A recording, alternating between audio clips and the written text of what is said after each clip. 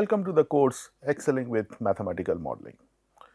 Today we will be talking about horizontal oscillations and how to model those kind of oscillations.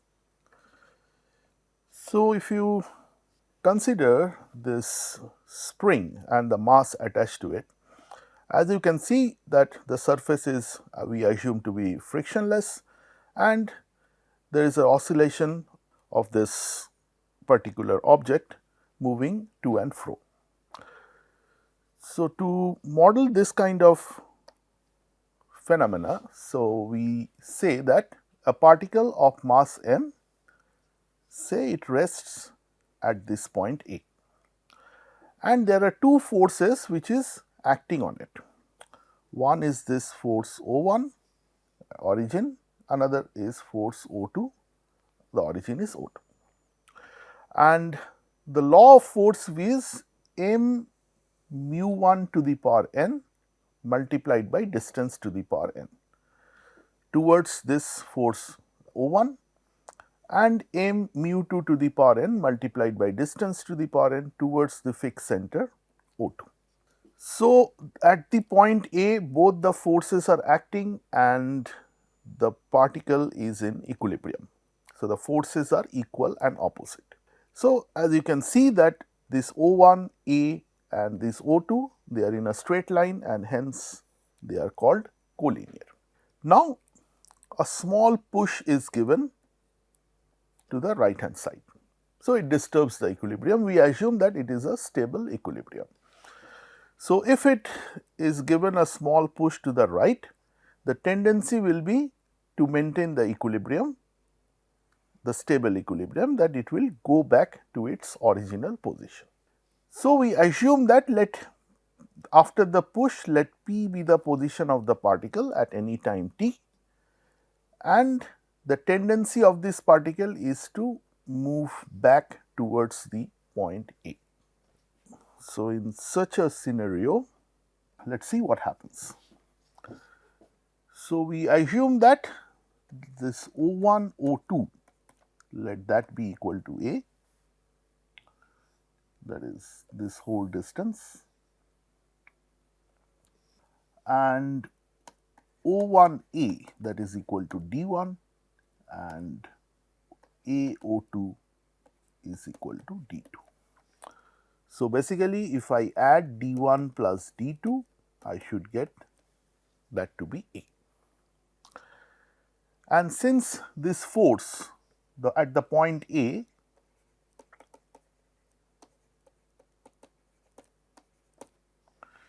forces are equal and opposite, because the particle is in equilibrium. So, both the forces are keeping this particle at this point A in equilibrium, and therefore, the law mu 1 to the power n into distance to the power n. So, the distance from here is d1 and from here is d2. So, that must be equal to mu 2 to the power n into d2 to the power n. If I simplify this a bit, this will be mu 1 d1 is equal to mu 2 d2, and this is going to give you mu 1 by d2 equal to mu 2 by d1, which I can write it as mu 1 plus mu 2 by d1 plus d2, and this is mu 1 plus mu 2 divided by A, because d1 plus d2 is equal to A. And hence, I can equate this two and I can get d2 equal to A mu 1 divided by mu 1 plus mu 2, and d1 equal to, I equate this to A mu 2 divided by mu 1 plus mu 2. So, I get the distance in terms of this A mu 1 and mu 2. Now, let us consider the particle is given a small push towards O2 and let p be the position at any time t. So, the particle is slightly displaced from the equilibrium position A to the position P, and it will have a tendency to move towards the point A. And let us take this AP to be some x. So, your equation of motion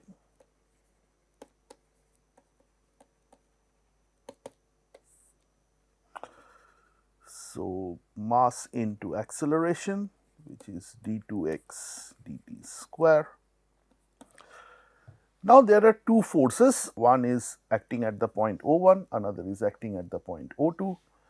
So, if the particle is at the point P, its tendency will be to move towards this O1, so that we assume that the equilibrium is stable.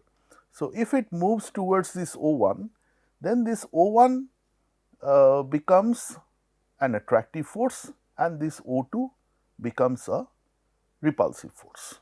So, here is what you have to understand, that okay, here is your point A and you are giving a push in this side. This is your O2 and this is your O1.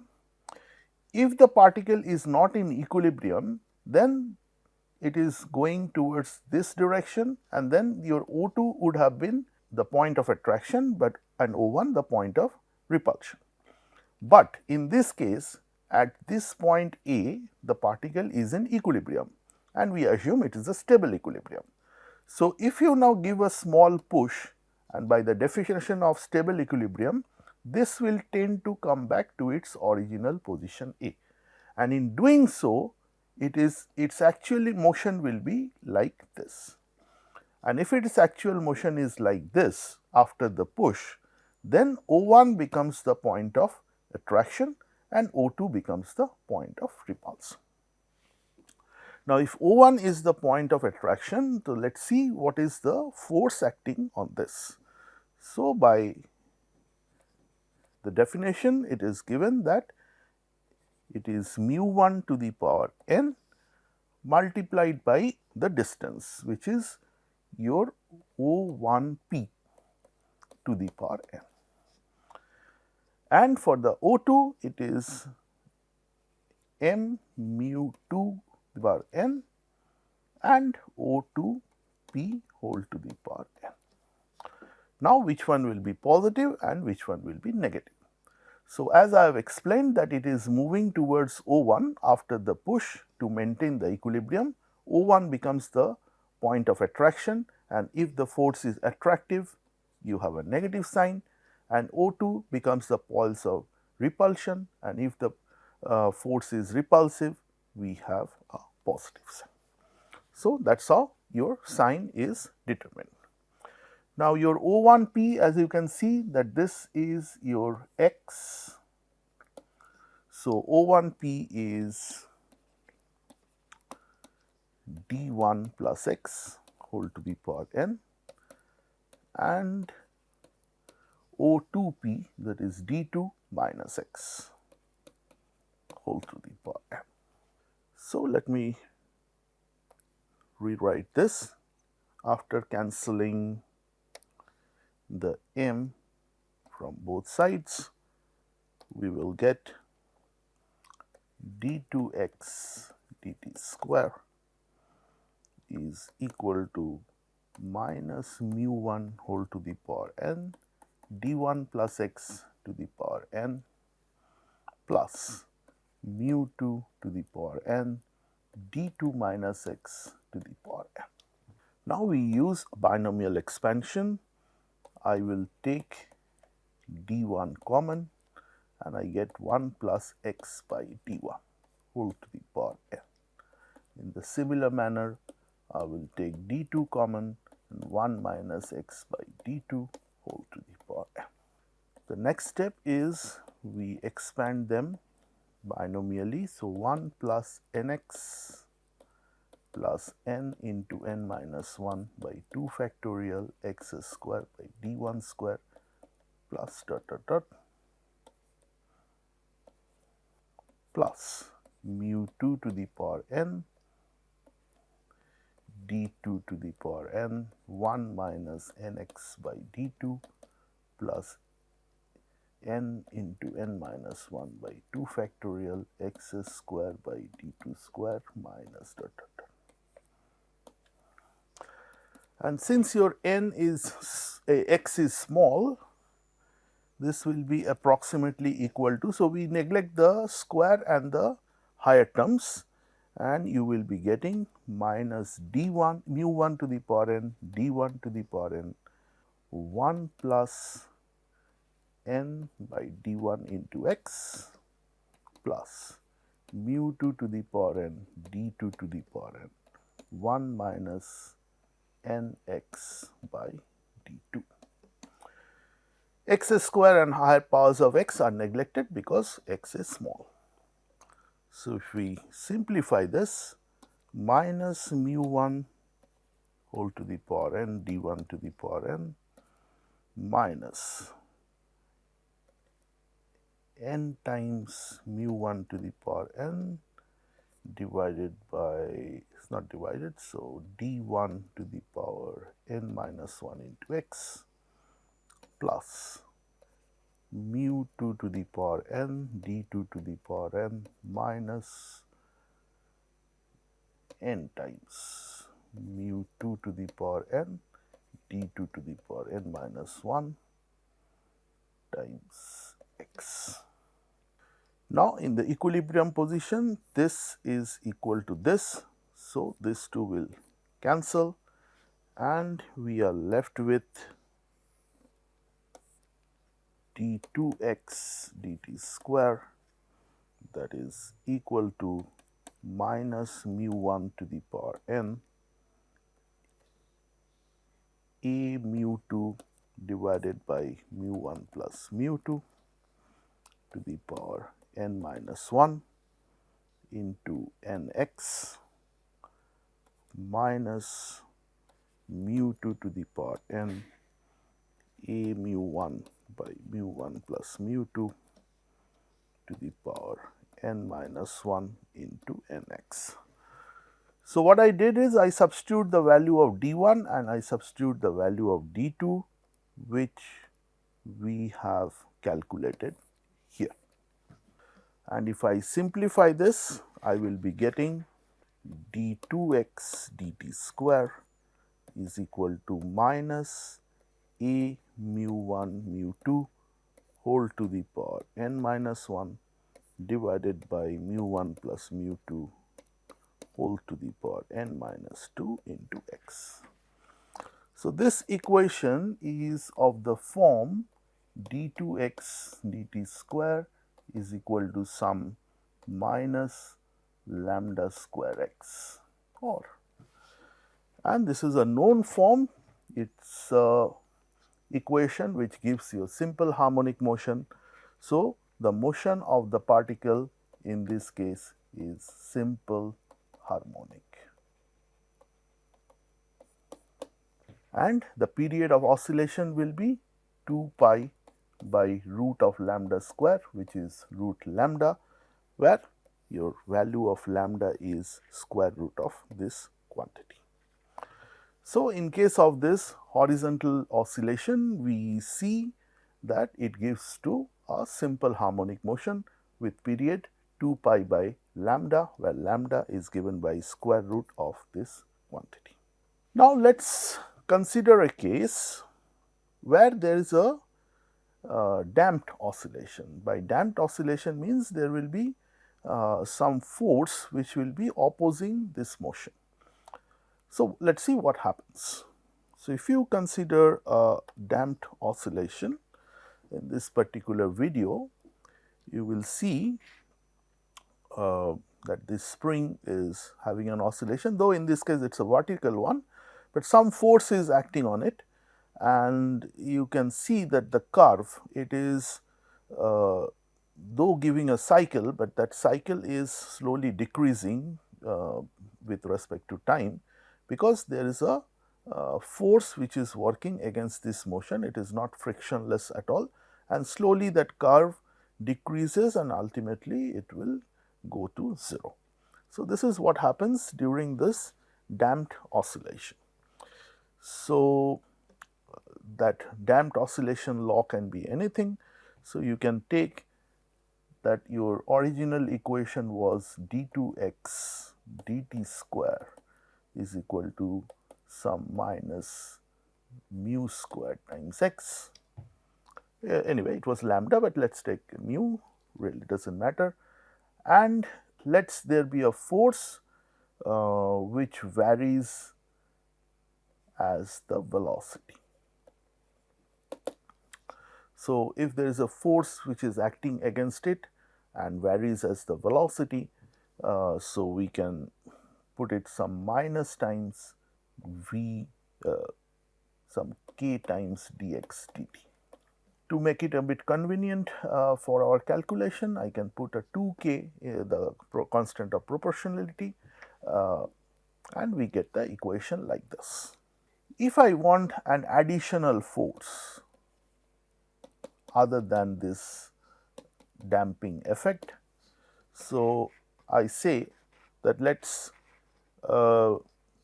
us add up periodic acceleration of the form cos of bt.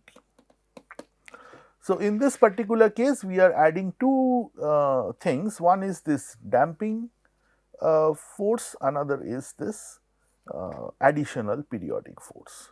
So, basically, if your string or your spring is like this and it is moving to and fro. So, what is happening is as it moves this side, there will be a force which will oppose and it varies as the velocity. So, this is 2 kV plus there is an additional disturbing force which is of the form a periodic one F cos pt. So, what will happen if we consider such case? So, in that case your equation of motion will be some minus mu square x minus 2k dx dt plus F cos pt. So, I can write this as d square plus 2k d plus mu square into x equal to F cos bt. So, this is a second order differential equation where your operator d is nothing but d dt. So, if you are familiar with this kind of equation, which you should be, then you know that we take the solution of the form x equal to a e to the power mt, and we have two parts of the solution as a general solution. First is the complementary function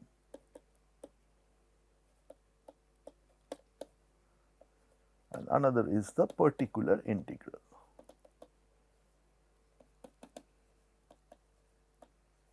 So, for the complementary function, we first take x equal to a e to the power mt be the trial solution, and then your dx dt, which is equivalent to d, is a m e to the power mt, and your d2x, put an x here, d2x dt square is equal to a m square e to the power mt. You substitute both of them here, you get m square plus 2km plus mu square, and that equal to 0 is your auxiliary equation. So, you solve for m, which will give you minus k plus minus root of b square minus 4ac. So, mu square minus k square with the I assume that mu is greater than k. So, your complementary function will be e to the power minus kt some constant a1 cos of root of mu square minus k square into t plus say epsilon 1. If you are not familiar with this second order differential equation, you just have to go through it. This is quite a simple solution. So, you need to know how to solve this kind of differential equation. So, after this we look for the, so this is the complementary function, and then you have to look for the particular integral, and to do that you have to write xp. So, for the particular integral, this is 1 by d square plus 2k d plus mu square f of cos bt. This I write it as d square plus mu square minus 2k d divided by d square plus mu square whole square minus 4k square t square. So, what I did is I have taken this as d square plus mu square plus 2kd and multiply both numerator and denominator by d square plus mu square minus 2kd. So, the denominator becomes a square minus b square. This is the part with which we have multiplied, and here it is f cos bt. And by the rule it says that you replace this d square by minus b square, the component of this cos, the coefficient of this cos, and you will get d square plus mu square minus 2kd divided by minus b square plus mu square whole square plus 4k square b square. So, you have replaced this d square by minus b square, and hence this becomes plus, and here is this f cos bt. So, this part is the constant mu square minus b square whole square plus 4k square b square, and in the numerator it is d square plus mu square minus 2kd multiplied by f cos bt. So, if you multiply this with each of this, what you are going to get is d square times f cos bt plus mu square f cos bt minus 2k d times f cos bt divided by mu square minus b square whole square plus 4k square b square. Now, d of this is the thing, but that you have to differentiate this particular function. So, this will be minus fb sin bt. So, if you do that, you will get it in the form mu square minus b square cos bt plus 2kb sin bt divided by mu square minus this whole square plus 4k square b square. The next thing what you have to do is, so if I write the general solution, x is equal to e to the power minus kt a cos root of mu square minus k square into t plus mu square minus b square divided by mu square minus b square whole square plus cos k square b square multiplied by cos bt plus 2kb divided by mu square minus b square plus 4k square b square into sin bt. As such, this is the solution, but we simplify a bit for the better understanding of the problem. So, what you do is you put this as some cos epsilon 2 and this as some sin epsilon 2. So, they comes in a formula, and you will get this as e to the power minus kt a cos root of b square minus a square into t plus. So, this becomes cos bt cos epsilon plus sin bt sin epsilon 2, and you get this as cos of bt minus epsilon 2, where if I divide this, that is sin epsilon 2 by cos epsilon 2, I can write that where tan epsilon 2 is equal to this divided by this, which is 2kb by mu square minus b square. So, your epsilon 2 is tan inverse this. So, that is another way of this just a way of writing. So, from here actually you can get what is your epsilon 2, which is tan inverse 2 kb by mu square. So, there is a square root. Yeah. So, now what can you tell about the solution? So, we have a damping force and as well as a additional periodic force disturbing the motion. So, from here you can see that this will give to a damping oscillation, that is it will start with a normal oscillation and slowly it will die out, and then this is going to give another oscillation. So, if you plot this solution you will get it like this, that it has started with an oscillation and because of that damping factor a e to the power minus k t cos of root of mu square minus k square t plus epsilon 1. Because of this e to the power minus k t, this is going to die out, but there is a factor b cos b t minus epsilon 2, and due to this factor again it is going to give you this periodic solution. So, this is called the free oscillation, but a damped one, and this is called the forced oscillation.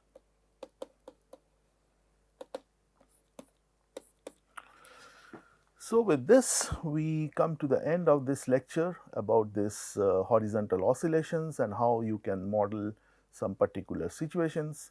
In our next lecture, we will be taking up the vertical oscillations. Till then,